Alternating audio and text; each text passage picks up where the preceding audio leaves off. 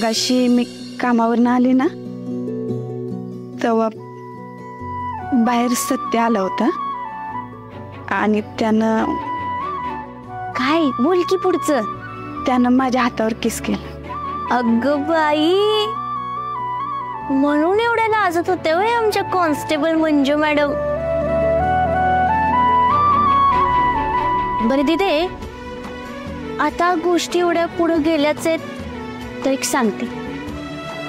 आत्यानं तुमच्या लग्नासाठी पैसे दिलेत.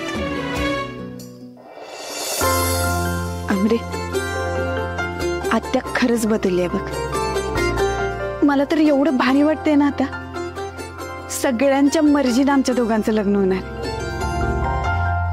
मम्मी साहेब बी होय म्हणल्यात आता लग्नाला. नक्की काय ते कळण्यात झाले. आत्या आणि मम्मी साहेब खरंच तिथे आणि दाजीच्या लग्नाला तयार झालेत होय का नुसतीच नाटकं करतायत?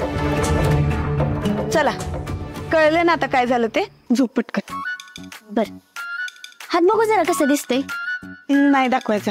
ओके आंबरे गप्प बसतेस. म्हणलं ना आंबरे दे बघू. नाही दाखवायचं. आंबरे आज मी अजून मला अजून झोपला नाही तुम्ही. हा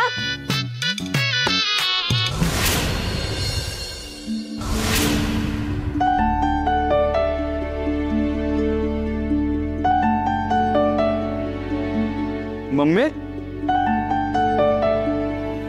मी अशी का बसतेस अंधारात तू? अरे तुझीच वाट बघत होते. काय खाल्लंस का तू? थांब, तू फ्रेश होऊन घे, त्यावर मी ताट करते तुझं जेवायला. नाही मम्मी नको. अगं आधीच लय उशीर झालाय, काय नको मला. तू जाऊन झोप. सत्या, इतक्या कुठं होतास तू?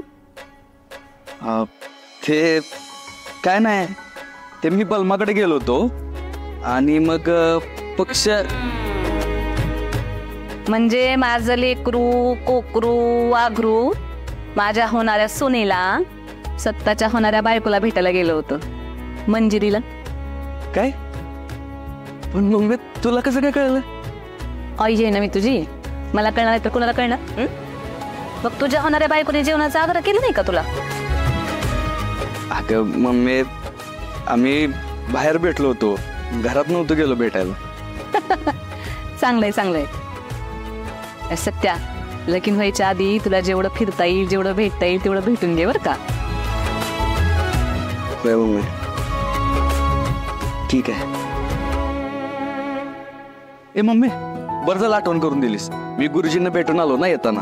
गुरुजींनी सांगितलंय की 19 किंवा 21 तारखेला लग्नाचा मुहूर्त आहे. मग ते सुपारी फोडण्याच्या कार्यक्रमाचं उरकून घेऊन आलं लगेच. आणि वाघमारेच्या घरच्यांना घेऊन लग्नाची सगळी खरेदी पण करून घे, म्हणजे नंतर त्यात वेळ वाया नको जायला, म्हणून सांगते. सत्या, एकदम माझ्या मनातलं बोललास बघतो. अरे तीच तर तुला सांगायचं होतं ना, म्हणून तर वाट बघत बसली होती.